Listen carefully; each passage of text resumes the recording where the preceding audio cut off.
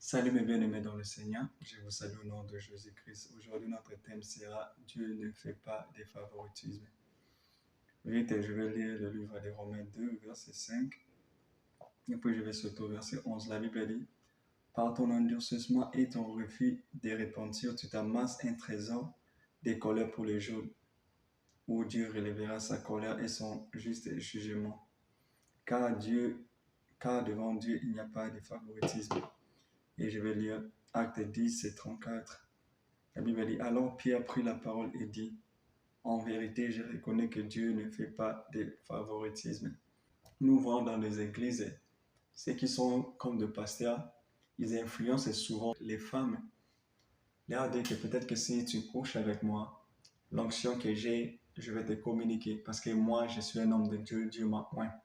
Et tu vois, ils convainquent la sœur, et puis la sœur cède, et puis la sœur tombe parce qu'elle croit qu'en faisant une relation avec quelqu'un, que l'onction de personne, ça va se transmettre en lui. Je me souviens quand j'étais au pays, j'étais dans un restaurant, il faisait chaud, je me suis dit, laisse-moi aller prendre quelque chose. Et je vis un frère qui draguait une sœur. Elle est timide au point que la sœur avait la nourriture dans ce... Mais elle ne pouvait plus manger. Et je crois qu'elle mangeait les choses rarement. Elle ne pouvait plus, tellement que le frère les bombardait avec des paroles pour l'intimider, pour lui montrer que Dieu lui avait choisi et que si tu marches avec moi, on va être bien dans la vie. Non, on n'a pas besoin d'intimider les gens pour dire que Dieu marche avec nous.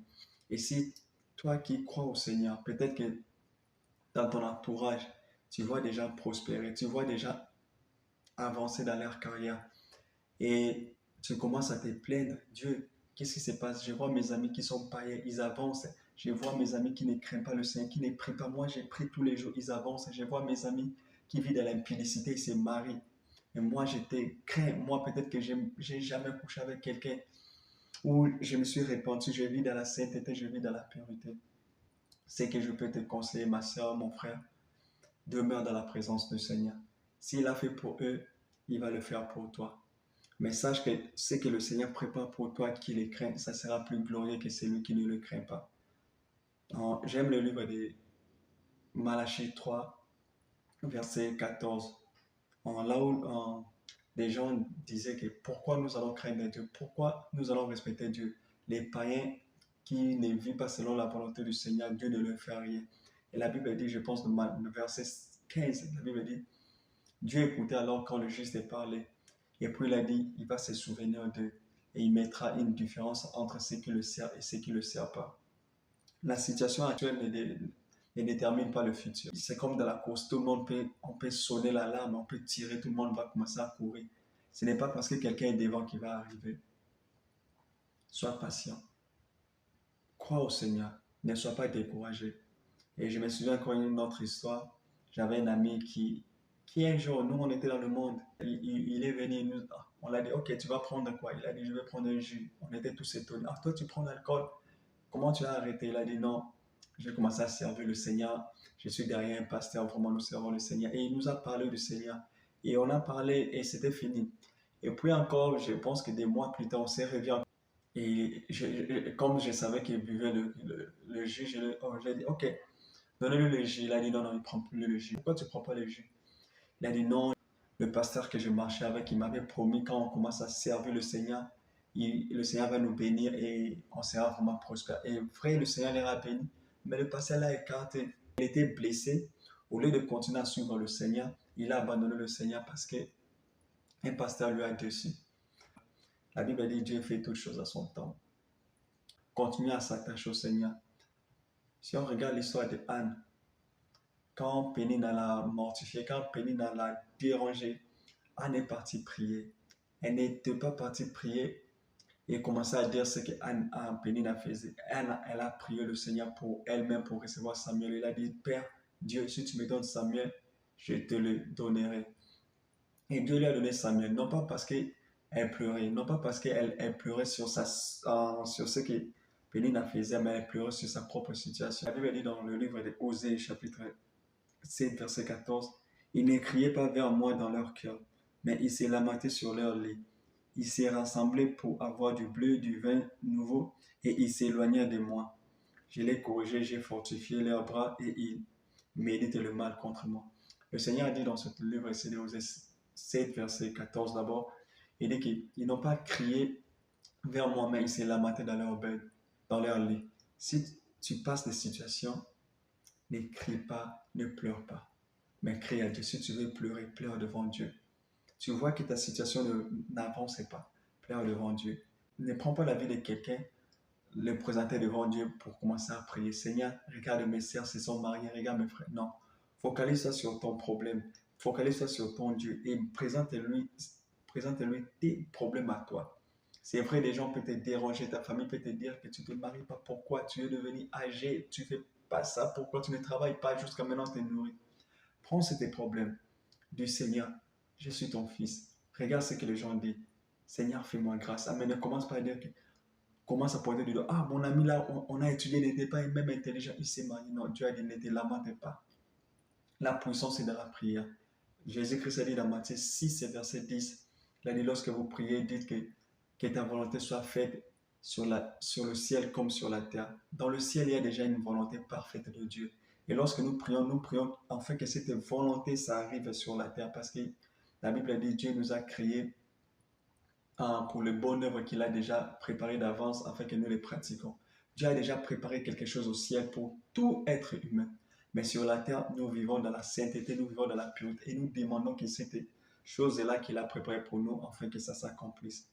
Et dans le verset 15, il a dit, ils se sont rassemblés pour avoir du bleu, du vin nouveau et ils s'éloignaient de moi.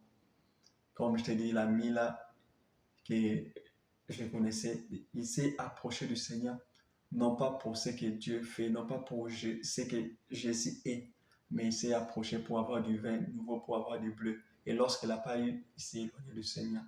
Lorsque tu cherches quelque chose, cherche, et je le répéterai toujours, cherche la chose pour le Seigneur, ne le cherche pas pour toi. Parce que lorsque tu prends quelque chose pour le Seigneur, lui-même, il va le maintenir parce que tu l'as pris dans la prière, tu l'as pris pour lui. Et pourquoi pas, il va protéger la chose. Sois ferme. Sois ferme dans tes prières, sois ferme dans tes paroles. Ne cède pas à la tentation. Ne cède pas à dire que mon âge est déjà avancé. Je vois des autres comme si Dieu les favorise, moi il ne me favorise pas. Dieu te connaît. Dieu connaît ta situation. Dieu voit tout. Mais reste seulement ferme. La Bible dit dans Isaïe 26, verset 3, la Bible dit à celui qui est ferme sur sa décision, le Seigneur assure sa paix, le Seigneur assure sa sécurité. Lorsque tu es ferme sur ta décision, tu dis que moi, je ne vais pas tromper mon mari. Tu dis que moi, je ne commettrai plus d'impudicité. Le Seigneur va assurer la paix. Et c'est qui la paix? C'est Jésus-Christ la paix. Il te donnera la paix et il fera en sorte que ce qu'il prépare pour toi, lorsque tu vas le recevoir, tu vas le recevoir avec la paix, avec la joie, comme Anna, quand c'est mal Élie avait prophétisé, l'a dit que va, ce que tu demandais, le Seigneur va te l'accorder. Et la Bible dit, elle n'a plus pleuré. Parce que quoi, ce que Dieu te donne, même si elle n'avait pas réussi, elle avait la paix. Comme Dieu a dit encore à Abraham, lorsqu'Abraham a prié le Seigneur pour lui demander des choses, Marie qui n'avait pas réussi, la Bible dit quoi? Abraham a cru à l'Éternel et cela lui a été imputé en justice. C'est d'abord de croire, même si tu ne le reçois pas. Ce n'est pas le fait de toucher quelque chose. L'ennemi te fera voir que, waouh, depuis que tu demandes, depuis que tu pries, tu n'as rien. Rien ne se voit. Oh, tu continues encore à prier, tu continues encore à aller à l'église. Rien ne change. Tu perds ton temps pour rien. L'ennemi va vouloir te faire voir.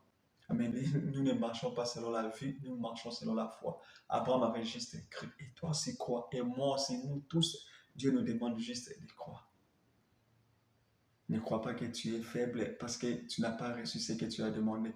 Ne baisse pas les bras. Ne baisse pas les bras. Ne baisse pas les bras. Continue à persévérer. Continue à croire au nom de Jésus. Continue à prier. Continue à gêner si cela est possible. Et Dieu le Père, Dieu le Tout-Puissant, il viendra te secourir au moment opportun. La Bible dit dans Colossiens 3, verset 2, attachez-vous aux réalités d'en haut et non sur ceux qui sont sur la terre. Jésus-Christ est en haut, Jésus-Christ est en bas, Jésus-Christ est partout. Mais lorsque la Bible dit attachez-vous aux réalités d'en haut, c'est-à-dire que nos pensées soient comme la pensée de Jésus-Christ. Qu'il y ait un renouvellement de pensée. Jésus veut qu'on pense comme lui.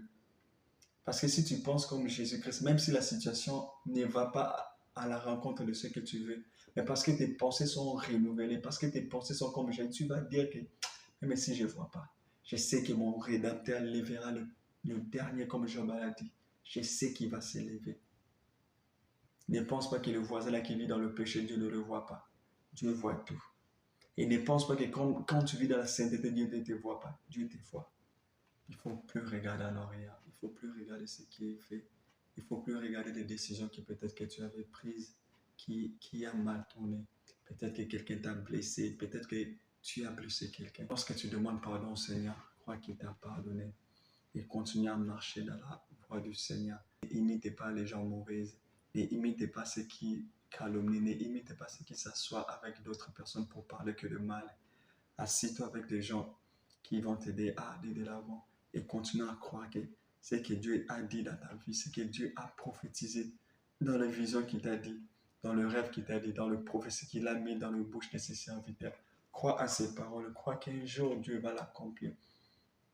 La Bible dit, 1000 jours devant Dieu, c'est comme un jour devant Dieu, c'est comme 1000. Chaque jour que tu te réveilles, et la pensée que Dieu va accomplir ce qu'il t'a promis. Et je crois que si tu as la foi et si tu continues à persévérer, Dieu va te donner ce qu'il t'a promis. Ne suis pas de chemin qui n'est pas droit. Ne regarde pas ce que font d'autres personnes, même s'ils avancent. Toi, ton Dieu te donnera ce qui est bon pour toi. Laisse Dieu faire ce qu'il t'a dit et continue à croire. Continue à prier, continue à persévérer, continue à vivre sa parole. Dans cette vie, nous ne dépendons que de la parole du Seigneur. Il y a des moments où moi-même j'ai passé des moments très, très, très difficiles. Vraiment difficiles. Mais j'ai compris une seule chose et Dieu m'a dit, c'est sa parole qui nous soutient. C'est la parole de Dieu qui va te soutenir dans les moments difficiles. Il n'y a pas quelque chose qui dépasse le Seigneur. Et lorsque tu commences à douter, sache que l'incrédulité tue la foi. Ne doute jamais de la parole du Seigneur. Ne doute jamais de ce que le Seigneur a dit dans ta vie. Ne doute jamais, même si tu vois le contraire. Toi, continue à croire. La Bible dit tout concourt au bien de ceux qui aiment Jésus. Continue à croire à Jésus. Continue à fléchir tes genoux. Continue à l'adorer. Continue à élever le nom de Jésus. Dis-lui que Seigneur, c'est toi qui es ma vie. Montre-lui que ta vie dépend de lui. Médite sa parole. Vis sa vie. Et quand le moment sonnera, quand l'état viendra, toi-même tu vas rigoler. Toi-même tu vas sourire. Tu vas dire que Dieu est grand. Il fait toutes les choses à merveille. Laisse-les régner. Réjouis-toi avec ceux qui réjouissent. Laisse-les régner. Laisse-les se marier. Toi, concentre-toi avec ton Seigneur et il ne t'abandonnera pas. Et je le crois et je le sais. Si tu t'offres à lui tout entier, il va te soutenir dans tout ce que tu fais. Peut-être que tu vas voir au début que les choses ne marchent pas comme tu le veux. Mais toi, seulement crois à lui.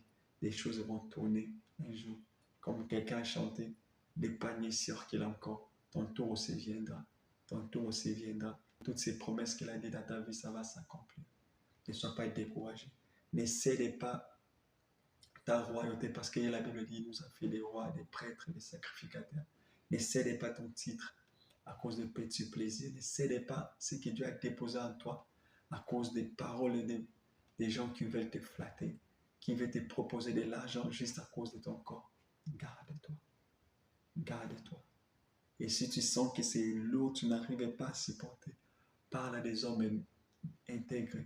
Va consulter les hommes de Dieu que tu sais qu'ils sont intègres. Demande-leur de conseils, n'aie pas honte. Si tu sais que tu vivais peut-être dans la sainteté, si tu sais que tu vivais peut-être dans la crainte du Seigneur, mais à cause des situations, parce que tu commençais à envier, tu es tombé. Demande pardon au Seigneur. La Bible dit dans Proverbe 28 et 13 à 14, celui qui cache ses transgressions ne réussira pas, mais on aura compassion de celui qui les reconnaît et l'abandonne. Heureux l'homme qui constamment sur ses gardes, en rêvant celui qui endurcit son cœur tombera dans le malheur. Si tu tombes dans le péché, demande au Seigneur pardon. Et la Bible dit celui qui endurcit son cœur tombera dans le malheur. Et sois toujours sur tes gardes. Sois toujours sur tes gardes. Crois toujours au Seigneur. Crois toujours qu'il va te faire grâce. Ne pense pas que tu es moins. Si tu as le Seigneur, sache que tu as tout. Continue à croire, continue à persévérer, ma sœur. N'abandonne pas. Ne te livre pas dans la rue. Ne commence pas à faire la prostitution. Ne commence pas à te prostituer à cause de l'argent. Parce que tu ne sais pas ce que le Seigneur te réserve. Continue à persévérer. La grâce du Seigneur, je sais, c'est sur toi. Je ne sais pas à qui je parle, mais je sais que la main du Seigneur est sur toi. Ne sois pas découragé. Ne regarde pas la vie des autres. Ne regarde pas ce que les autres font, mais regarde ce que ton Père t'a dit. Ce que ton Père t'a dit, c'est ce qu'il va accomplir. Il ne fait pas de favoritisme. Mais il fait toutes les choses à son temps. Et que le Seigneur vous encourage à lui-même par sa parole. Et qu'il vous bénisse au nom de Christ Jésus. Amen.